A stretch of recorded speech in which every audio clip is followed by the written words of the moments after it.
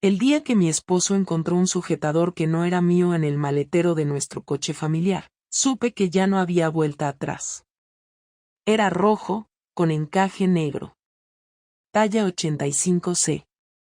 Yo uso una 90B y jamás en mi vida he comprado ropa interior de ese estilo. Álvaro, mi marido, lo encontró buscando la rueda de repuesto mientras Paula, nuestra hija de 8 años, esperaba en el asiento trasero. ¿Y esto?, preguntó, sujetándolo con 2 dedos como si quemara. Me quedé helada. Fue como si el mundo se partiera en dos. En ese instante, no pensé en excusas ni en negar nada. Solo en Iván. En sus manos. En cómo me quitó esa prenda en el asiento trasero, una noche lluviosa, hace apenas una semana. Qué estúpida fui. Qué ingenua. Él no gritó. No dijo nada. Cerró el maletero, metió el sujetador en su chaqueta como si fuera evidencia de un crimen y arrancó el coche. Paula, como siempre, iba cantando en voz baja una canción absurda de TikTok. Nadie dijo una palabra más en todo el camino de vuelta. Esa fue la primera grieta visible en lo que antes llamábamos nuestro hogar. No sé si te ha pasado alguna vez, sentir que te estás ahogando en tu propia vida mientras todos los demás creen que estás bien. Yo me perdí en algún punto entre ser madre, esposa y empleada del ayuntamiento. Un día miré al espejo y ya no vi a Marta. Vi a alguien cansada, apagada, con la mirada vacía. Entonces apareció Iván. 30 años, recién contratado como técnico informático. Ropa apretada, tatuajes, y una forma de mirarte que hacía que te olvidaras de que tenías 38, una hipoteca y celulitis. Al principio era un juego. Me hacía reír en el trabajo. Me decía que olía bien. Una tarde, al irse, me rozó la mano al darme unos papeles y me dijo al oído, ojalá no estuvieras casada. Eso fue todo. El resto fue una caída lenta y deliciosa. Nunca pensé que dejaría pruebas. Pero claro, el coche. Ese maldito coche. Durante los días siguientes, Álvaro no volvió a mencionar el sujetador. Nada. No hubo discusiones, no hubo indirectas, ni siquiera una mirada diferente. Eso fue lo más inquietante. Era como si no hubiera pasado. Se comportaba exactamente igual, preparaba el café por las mañanas, ayudaba a Paula con los deberes, y me deseaba buenas noches con un beso en la frente. Pero yo sabía que algo dentro de él ya no estaba igual. Lo noté en cómo cerraba la puerta del baño con llave, en cómo apartaba ligeramente su silla al sentarse a cenar, en el tono neutral con el que me hablaba. Nada ofensivo, nada hiriente, solo neutral. Lo que más miedo me daba no era que gritara o me exigiera explicaciones, sino que su silencio era demasiado calculado. Y yo sabía que estaba esperando el momento justo. El viernes por la noche, me dijo que iba a salir a cenar con unos compañeros del instituto. Lo dijo sin mirarme directamente. Se puso una camisa que no usaba desde hace años, se afeitó con detalle y se echó colonia. Paula le preguntó si podía ir con él y él le sonrió, le dijo que era una cena aburrida de adultos. A mí ni siquiera me preguntó si quería acompañarlo. Cuando se fue, me senté sola en el sofá, viendo una película que no me interesaba, sabiendo perfectamente que esa cena no existía. Álvaro jamás salía por las noches sin mí. No tenía amigos íntimos entre sus compañeros de trabajo. Esa salida no era improvisada. Estaba buscando algo. Algo que necesitaba confirmar. A la 1 de la madrugada, volvió. Lo noté distinto. No estaba borracho, ni alterado. Traía una expresión que no había visto en su cara desde que murió su padre, decepción contenida. Fue directo al dormitorio, se quitó los zapatos y se metió en la cama sin decir palabra. Me acerqué, pero no dije nada. Me metí también en la cama, quedando a menos de 1 metro de él, sin saber si estaba despierto o dormido. Me quedé mirando el techo por horas. Me ardía la piel. Al día siguiente, se levantó temprano y preparó tostadas con tomate, como hacía los sábados cuando aún teníamos sexo los fines de semana. Me dejó el plato en la mesa, se sentó frente a mí y me dijo: «Quiero hacerte una pregunta. Solo una. Y te pido que no me mientas». No sabía qué iba a decir. Esperaba cualquier cosa menos lo que vino. «¿Iván te cogió de los muslos cuando estabais en el asiento trasero?» Me atraganté con el café. No fue una reacción teatral. Fue pánico real. Nadie había podido ver eso. No estábamos cerca de ninguna cámara. Era de noche, llovía. Solo él y yo estábamos allí. Oh, eso pensé. ¿Cómo? Solo contesta, interrumpió. Yo no sabía qué decir. Tenía dos opciones, mentir o admitirlo. Pero ya no tenía sentido mentir. El hecho de que supiera un detalle tan específico significaba que lo sabía todo. O casi todo. Así que respiré hondo y dije: «Sí». No gritó. No se levantó de la silla. Solo asintió despacio y siguió untando tomate en la tostada. «¿Fue solo una vez?». Tardé en contestar. La pausa lo dijo todo. «No». Guardó silencio. Yo también. Paula estaba en su habitación, viendo vídeos en el móvil. La casa se sentía como una bomba a punto de estallar, pero nadie sabía cuándo. Entonces él habló otra vez. «Tengo una grabación». Levanté la vista. ¿Una qué? Una cámara. Instalé una en el garaje hace 2 semanas. Pensé que alguien estaba abriendo el coche por las noches. Estaba equivocado. Me quedé sin aire. Lo miré, esperando una reacción. Pero Álvaro no lloraba. No se rompía. Solo masticaba pan con tomate, como si nada.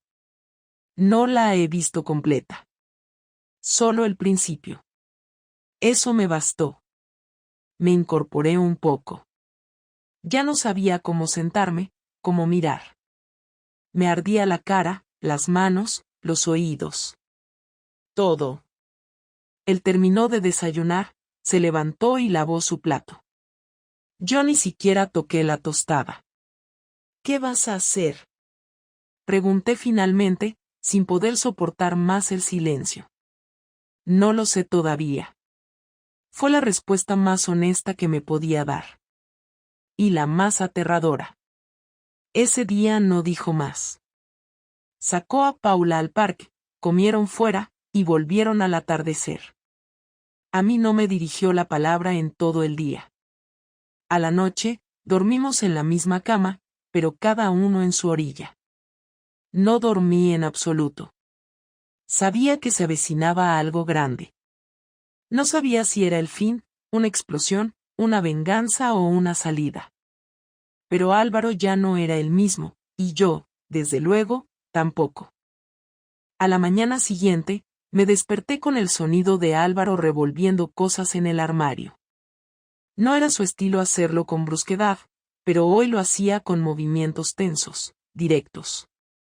Sacaba ropa, doblaba algunas camisas, metía otras en una maleta. Me senté en la cama sin decir palabra. Él ni siquiera me miró. «¿Te vas?», pregunté, sin moverme. «Sí». «¿A dónde?». «A casa de mi hermano, por ahora». Lo observé seguir empacando mientras mi estómago se cerraba cada vez más. En ese momento me di cuenta de que el control se me había escapado por completo. Intenté mantener la voz firme, pero me temblaban las manos. «¿No vas a hablar conmigo?». «¿Hablar de qué, Marta?», respondió, cerrando la cremallera de la maleta con fuerza. ¿Quieres que hablemos sobre cómo usaste el coche de nuestra hija para follarte a alguien del trabajo? Me quedé en silencio. No por orgullo, sino porque cualquier cosa que dijera solo lo empeoraría. Álvaro se dio la vuelta por primera vez y me miró con una expresión que no había visto nunca en su cara. No era rabia. Era asco. Y eso dolía más que cualquier insulto. No te basta con negarlo. Ni siquiera has tenido la decencia de sentirte realmente mal. No te has disculpado. No has llorado. No has dicho nada más allá de sí o no. Como si no hubieras destruido nada. No quiero justificarme, dije en voz baja, levantándome despacio de la cama. No hay excusa que valga. Lo sé. Pero quiero que sepas que no fue por falta de cariño hacia ti. Fue por mí. Por ti, repitió con una risa seca. Claro. Porque llevas tanto tiempo siendo el centro de todo. Porque tu trabajo, tus frustraciones y tus carencias son más importantes que todo lo que construimos. ¿Y yo? ¿Qué soy yo? El tipo que lleva a Paula al colegio, que cocina, que escucha tus quejas, que acepta tus cambios de humor. El tipo al que ya no tocas porque te da pereza pero con quien sí puedes compartir una hipoteca y un calendario de vacunación. No es eso, intenté decir, pero me interrumpió con la mano al aire. No sigas. No hagas ese papel de víctima arrepentida. No te queda. Solo quiero saber una cosa. Dime. ¿Lo volverías a hacer? No supe qué responder. Esa era la pregunta clave. Porque aunque sabía que estaba mal, parte de mí no se arrepentía del todo. Había algo en esa aventura que me había devuelto una chispa que llevaba años apagada. No fue amor, ni siquiera fue pasión desbordada. Fue una manera de recordar que aún podía provocar algo en alguien. Pero no podía decirle eso a Álvaro. Así que hice lo peor, callé. Ya veo, dijo él tras varios segundos. No hace falta que respondas. El silencio ya lo hace por ti. Tomó la maleta, bajó las escaleras y abrió la puerta sin mirar atrás. Paula seguía dormida. Eran las 8 de la mañana de un domingo. Me quedé de pie en medio del pasillo, sola, sintiendo por primera vez que Álvaro ya no era mi esposo. No porque se hubiera ido, sino porque había cruzado una línea que ya no permitía retorno. No lo culpo. No después de lo que le hice. Una hora después, me escribió un mensaje corto. Paula se queda contigo. Volveré por el resto de mis cosas entre semana. No quiero que esté presente cuando lo haga. No contesté. Lo leí 3 veces. Lo guardé. Fui al baño y me lavé la cara con agua fría. Me miré al espejo y me odié. No por haber engañado a Álvaro. Me odié por haber hecho todo esto sin pensar, sin medir, sin detenerme a considerar lo que podía perder. Y porque, a pesar de todo, parte de mí seguía deseando que me perdonara. A media tarde, Iván me escribió. Un mensaje estúpido, como si no hubiera pasado nada. ¿Nos vemos mañana antes del trabajo? Lo borré sin contestar. Por primera vez, vi su cara en mi mente y no sentí deseo. Sentí vergüenza. No por él, sino por mí. Porque fui tan patética que confundí atención con afecto. Porque creí que lo nuestro tenía alguna importancia. Porque sacrifiqué algo real por un momento de validación vacía. Ya era tarde. Ese día no cociné. No comí. No vi televisión. Paula bajó preguntando por su padre. Le dije que estaba con su tío, que volvería pronto. No preguntó más. Pasó el resto del día con la tablet. Por la noche, cuando me acosté, el lado de Álvaro en la cama parecía más grande de lo habitual. No podía dormir. Me giré hacia su almohada, la abracé. Olía a él. A jabón de afeitar y a algo más que no sabía describir pero que reconocía como hogar. Y supe que lo había perdido. No por lo que hizo después. Lo había perdido el día que permití que Iván me hiciera sentir especial por una sola tarde y pensé que eso era suficiente. El lunes a las 8 en punto, Álvaro apareció en casa. No tocó el timbre, usó su llave. No venía solo. Traía 3 cajas de cartón, una mochila negra y un hombre detrás de él que no conocía. Paula ya se había ido al colegio y yo acababa de salir de la ducha cuando los escuché. Bajé con el pelo mojado, la bata mal cerrada y el corazón acelerado. El desconocido era alto, con barba corta, expresión neutra y vestía una camiseta blanca sin logos. No saludó. Fue directo al salón, abrió la primera caja y empezó a recoger cosas. Álvaro no me miró. ¿Qué es esto?, pregunté, de pie en la escalera. Voy a llevarme mis cosas hoy. No quiero esperar más. ¿Quién es él? Un colega del instituto. Me está ayudando. Así terminamos antes. Podrías haberme avisado. No tengo que avisarte de nada, dijo, sin subir la voz. Esto es solo logística. No te preocupes, no pienso llevarme nada que no sea mío. Me acerqué, aún sin saber qué hacer con las manos.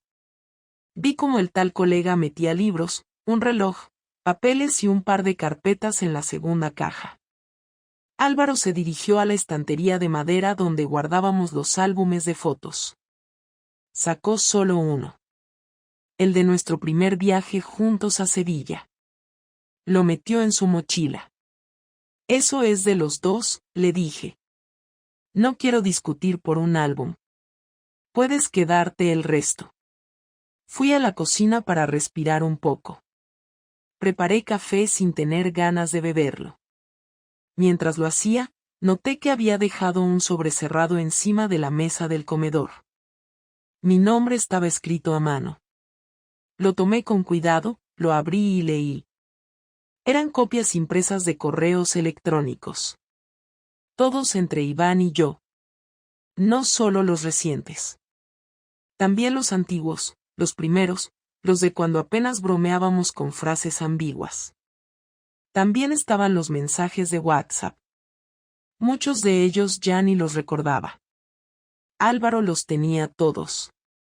Había ordenado las fechas, había subrayado frases, había incluso impreso una conversación en la que yo decía que Álvaro se estaba volviendo predecible. Me sentí expuesta. Como si estuviera desnuda frente a un tribunal. ¿Cómo conseguiste esto?, le pregunté desde la cocina, con los papeles temblando en mis manos. No fue difícil. Dejaste tu sesión abierta en el portátil de casa. ¿Y esto para qué?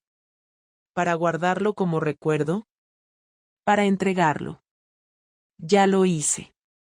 En Recursos Humanos. En la oficina del ayuntamiento. Me quedé en blanco. El café se me enfrió en la taza. No entendí al principio. Tardé unos segundos. ¿Qué hiciste? Lo que tenía que hacer. Informar que una administrativa y un técnico informático estaban usando el coche del ayuntamiento para encuentros personales. Uno de esos encuentros fue durante horas laborales.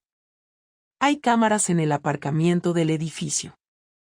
También usaste tu cuenta de correo institucional para hablar con él más de una vez. Todo está documentado. ¿Tú estás loco? No. Solo estoy harto. Harto de ser el imbécil al que le mienten en su propia cara. No te voy a pegar. No te voy a gritar. No te voy a pedir que vuelvas. Pero tampoco voy a hacerte la vida fácil. ¿Y a Paula? ¿Pensaste en ella? ¿En lo que significa esto? Paula no verá ni una copia de eso. Pero tampoco va a vivir con una madre que juega a 2 bandas. No voy a pedir la custodia total. Pero tú tampoco la tendrás. Vamos a pelear cada parte. Y voy a usar todo lo que tengo para demostrar que no eres una persona estable. Eso no es justo. No puedes quitarme a mi hija por una aventura. No es solo una aventura, Marta. Es el desprecio constante que mostraste por esta familia.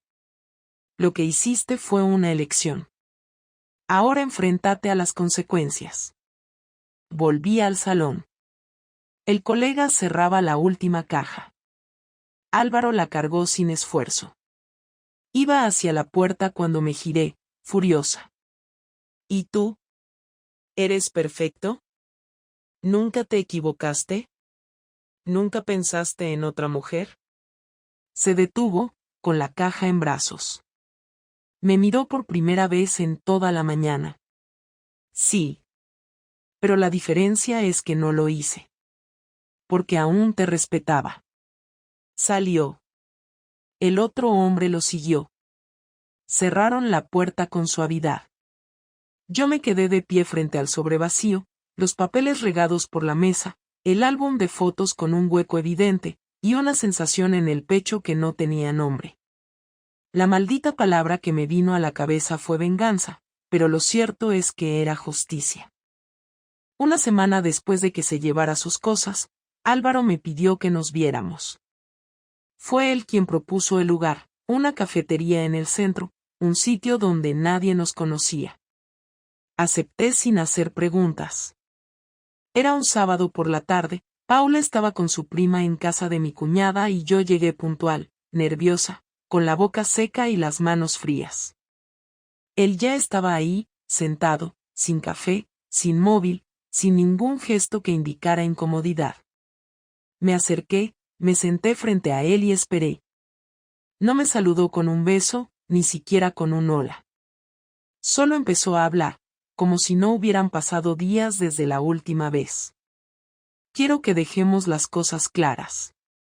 No voy a hacer esto más largo de lo necesario, pero necesitamos una decisión definitiva. No podemos seguir así, en esta especie de limbo donde tú finges que estás bien y yo finjo que no me importa lo que hiciste. No estoy fingiendo que estoy bien, respondí, bajando la mirada. Da igual. No vine a hablar de eso. Vine a saber qué piensas hacer con el divorcio. ¿Tan seguro estás de que no se puede arreglar? Le pregunté, sabiendo la respuesta. No se trata de si se puede. Se trata de que no quiero. No confío en ti. No me nace dormir a tu lado ni mirar tu cara por las mañanas. Y no pienso pasar los próximos años fingiendo que esto es un matrimonio solo porque hay una niña de por medio. Paula no tiene la culpa, le dije. Lo sé. Por eso vamos a hacer esto bien. No quiero discutir la custodia. Quiero que tenga estabilidad. Podemos hacer semanas alternas, pero ella se queda en la casa. Tú y yo rotamos. Una semana tú, una semana yo. Así no tiene que moverse, ni cambiar de colegio, ni cargar con nuestras decisiones. Me quedé en silencio. No esperaba eso. Pensé que querría llevarse a Paula o dejarla completamente conmigo. Pero esto me parecía más justo de lo que podía soportar. ¿Y si yo no acepto eso? Entonces vamos a juicio. Y uso todo lo que tengo. No solo los correos. También los informes del psicólogo escolar que dicen que últimamente Paula está irritable, distraída, más agresiva. Voy a argumentar que todo comenzó cuando tú empezaste tu relación. Y que eso te hace una influencia negativa. Y tal vez lo consiga, tal vez no, pero te aseguro que te voy a desgastar cada día hasta que cedas. No quiero llegar a eso, le dije. Lo miré con los ojos vidriosos. No puedo creer que todo esto nos haya llevado a esta mierda. Yo no soy una mala madre. No lo eres. Pero sí fuiste una esposa desleal. Y eso tiene consecuencias. ¿Y tú? ¿No has pensado en nadie más? ¿No has sentido nunca el impulso de salir corriendo? ¿De estar con otra? Sí, claro que sí. Pero no lo hice. Y no por miedo. No lo hice porque aún creía en nosotros. Porque pensaba que valía la pena esperar a que las cosas mejoraran. Pero tú no esperaste. Tú buscaste afuera lo que no supiste pedir dentro. No me lo hacías fácil, le dije, esta vez con más firmeza. Dejaste de verme. De tocarme. Todo era rutina. Todo era lo mismo. Cada día. Cada noche. ¿Y por eso cogiste a un chaval del trabajo y lo metiste en nuestro coche? ¿En nuestro garaje? ¿Con nuestra hija durmiendo arriba? No respondí. No podía. Tenía razón. Lo peor de todo es que ya no intentaba justificarme. Solo quería que, de algún modo, me entendiera. No fue amor, Álvaro. No era él. Era lo que sentía cuando él me miraba. Como si aún existiera. Como si aún valiera algo. Pues ahora vales menos para mí que nunca. Me quedé callada. Me dolió. Pero no me sorprendió. Entonces él se puso de pie y me miró por última vez con algo parecido a tristeza, no a odio, no a furia, solo tristeza. Vamos a hacer esto rápido. Limpio. Sin ensuciar más a Paula. Yo mando los papeles esta semana. Tú los firmas y empezamos a vivir en paz. O al menos, separados. ¿Y eso es todo? ¿Así se acaba? No se acaba ahora. Se acabó hace meses. Tú solo le pusiste fecha. Se fue sin esperar que dijeran nada más. Me quedé sola, con una taza de café que ya estaba fría, en una mesa donde habíamos compartido muchas conversaciones años atrás. Esta vez, ya no quedaba nada que decir. El documento llegó por correo certificado el miércoles por la mañana. Lo firmé en la cocina, con un bolígrafo negro, sin leerlo 2 veces. Ya lo había hecho antes, con el abogado que contraté después de la última conversación con Álvaro. No hubo ceremonia. Solo una firma en cada hoja, una sensación de náusea en el estómago, y un silencio que ya era parte del paisaje. Lo guardé en el sobre, lo llevé a correos, y no lo pensé más. Esa noche, cuando Paula me preguntó si su padre volvería pronto a casa, le dije que papá iba a vivir en otra casa, pero que seguiríamos viéndolo igual, que la quería igual, que nada cambiaría para ella. Se quedó callada unos segundos y luego preguntó si seguiría durmiendo en su cama o si tendría que irse con él. Le aseguré que su habitación era suya, que no iba a cambiar de casa. Asintió y siguió coloreando como si nada. Yo me encerré en el baño y lloré en silencio. Los primeros días del nuevo sistema fueron incómodos. La semana que me tocaba a mí, Álvaro no pasaba ni un minuto más del necesario en la casa. Llegaba con su mochila, saludaba con frialdad y se encerraba en el cuarto de invitados. No cruzábamos palabra. Yo me iba con la maleta al piso pequeño que alquilé cerca del trabajo, un espacio frío, con muebles viejos y una cama incómoda. Pero cumplía su función. No era mi casa, pero era un sitio donde no me sentía observada ni juzgada. Esa rutina siguió durante 3 meses. En ese tiempo, no volví a ver a Iván. Me enviaba mensajes de vez en cuando, al principio con preguntas, después con propuestas, y finalmente con silencios. Un día me escribió algo como «¿Te arrepientes de haberme conocido?», y no respondí. No por falta de ganas, sino porque entendí que no valía la pena seguir conectada a alguien que solo fue un reflejo de mi vacío. Mi madre me llamó una noche para preguntarme si era verdad lo que había escuchado en la calle. En los pueblos todo se sabe. Le dije que sí. Me pidió explicaciones que no supe dar. Me preguntó si quería que hablara con Álvaro, le dije que no. Me dijo que ella nunca pensó que yo sería capaz de hacer algo así, que siempre me había creído más centrada, más estable. Colgamos sin despedirnos bien. No volvió a llamarme en semanas. No sé si fue por decepción, o por vergüenza, o por ambas cosas. Pero lo entendí.